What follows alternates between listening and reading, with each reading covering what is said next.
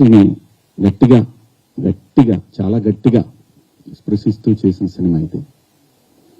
So దగ్గరలో ఉన్న థియేటర్లో మీరందరూ వెళ్ళి చూడండి. పండగే కాబట్టి అందరూ వెళ్ళి చూస్తారని ఆశిస్తూ సినిమాని ఒక మంచి సినిమాని ఒక మంచి పాత్ర నాకు ఇచ్చినందుకు నిర్మాతకు అలాగే దర్శకుడికి అందరికీ పేరు పేరున నా ధన్యవాదాలు. ఇక కమింగ్ టు ద పాయింట్, ఇది నా వ్యక్తిగతం. ఇక్కడి నుంచి నేను చెప్పేదంతా కూడా వ్యక్తిగతం.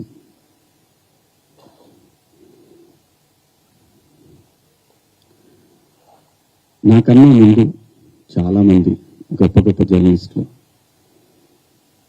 లైక్ గంగాధర్ శాస్త్రి గారు కానివ్వండి, తెలుగు జాతి మొత్తం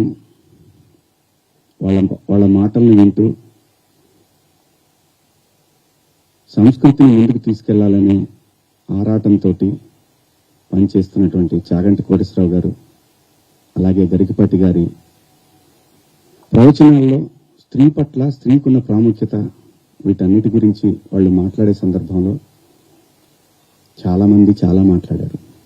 మరీ ముఖ్యంగా సినిమా ఇండస్ట్రీ గురించి కూడా అలాంటివి చేయొద్దు, మీరు అలా చేయటం వల్ల, అలా ఉండటం వల్ల, అలాంటి కట్టుబొట్టు వల్ల బయట సినిమాలో ఎలాగైనా చేసుకోండి, మీరు దానికి సెన్సార్ ఉంటుంది కాబట్టి మీరు పరిధులు దాటలేరు, బయటకు వచ్చిన తర్వాత మీరు ఇబ్బందులకు గురవుతారనే విషయాన్ని పదే పదే ఎంతో మంది పెద్దవాళ్ళు, సంస్కృతి సంప్రదాయాల పట్ల అవగాహన ఉన్నవాళ్ళు జనరేషన్స్కి చెప్తూనే వచ్చారు.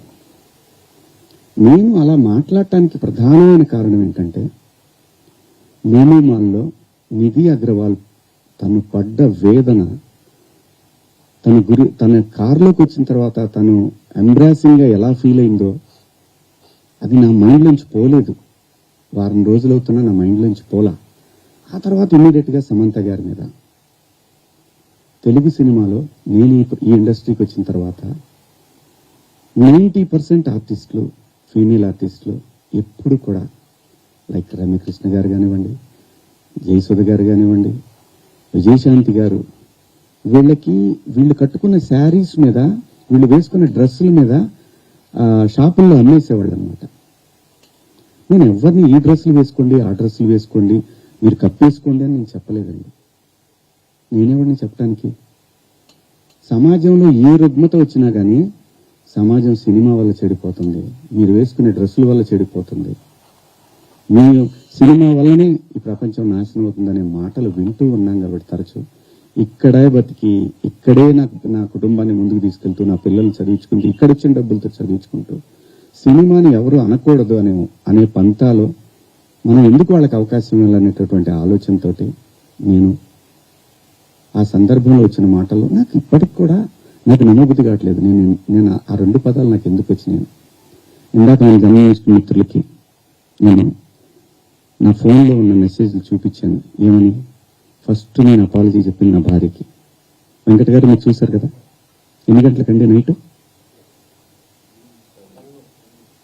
1:30కి. 11:18 మా వాడికి నాకే ఎందుకో కొట్టింది, ఏది జారింది, క్షమాపణ చెప్దామని చెప్పి బాత్రూంలో, ఇంట్లో వాళ్ళందరూ బాధపడుతుంటే బాత్రూంలో షూట్ చేసి నేను మా వాడికి పంపించా. అది మీకు కూడా వినిపించాను వెంకట గారు, మీకు వినిపించాను. ఈ వీడియో కాదు, ఇప్పుడు చూస్తున్న వీడియో కాదు, అంతకుముందే ఆ వీడియో 11:18 ఉంది. నేను మా ప్రసాద్కి పంపించా, వేసేద్దాం అబ్బా ఎందుకని. అది అందరూ ఫ్లోలో వెళ్ళిపోయింది, పెద్దగా ఏమీ లేదు, ఎందుకు కెలుక్కోవటం అన్నారు.